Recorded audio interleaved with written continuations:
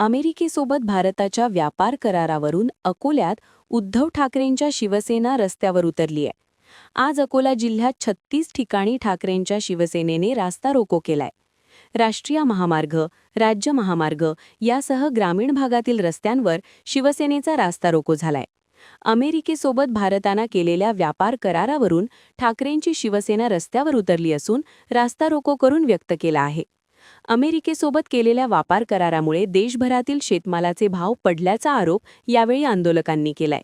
मुख्यमंत्री देवेंद्र फडणवीसांनी अतिवृष्टीची मदत जाहीर करताना शेतकऱ्यांना पीक विम्याची हेक्टरी 17,000 रुपये मदत जाहीर केली होती, मात्र अद्याप मदत मिळाली नाहीये।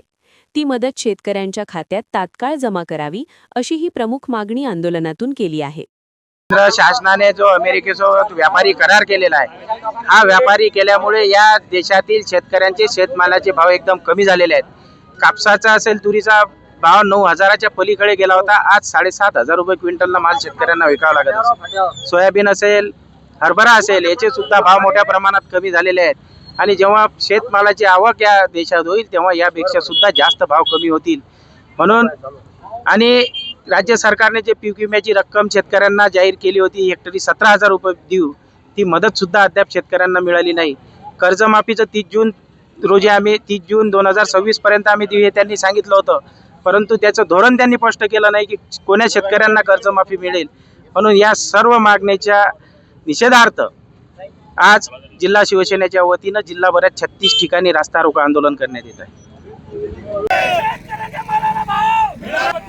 शिवाजी महाराज की जय, जय भवानी, जय शिवाजी, आवाज कुणाचा, शिवसेनेचा, ताकद कुणाची, शिवसेनेची, शेतकऱ्यांना न्याय मिळाला पाहिजे, शेतकऱ्यांना न्याय मिळाला पाहिजे, छत्रपती शिवाजी महाराज की जय, साहेब तुम आगे बढ़ो, हम तुम्हारे